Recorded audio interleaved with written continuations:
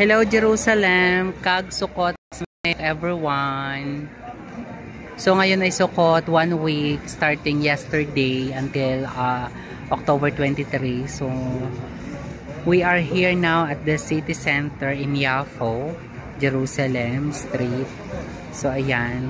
So kung makikita ninyo yan, so bawat po, hindi naman bawat establishment. So yung may mga establishment na may mga kainan, mostly sila po ay naglalagay ng kanilang mga booths.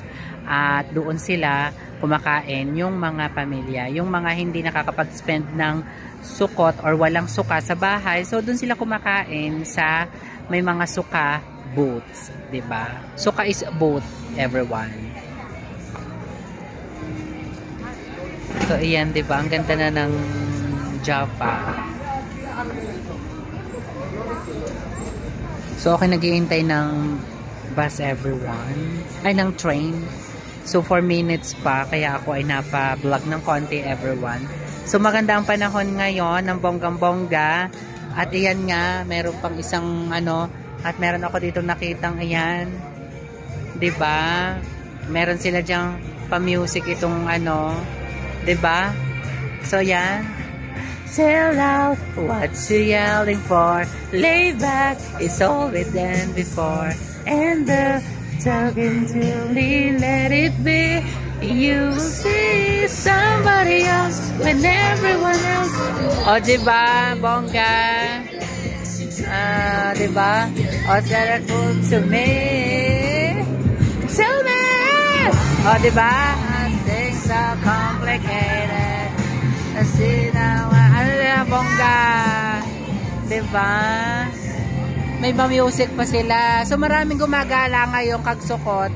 Sa itong Sukkot, maraming gumagala ng mga ganyan, ng mga pa-effect ng mga iyan. Ang dami nila. Kung tutusin mga paandar ngayon, diba? Ito masakahit sa kalagitnaan ng train. Talaga naman sila ay bongga kung tutuusin, o diba? Marami, may nakita pa rin ako doon, everyone, na kung ano-anong mga paandar nila, mga daming mascot dito ngayon, diba? Tagal din ng train.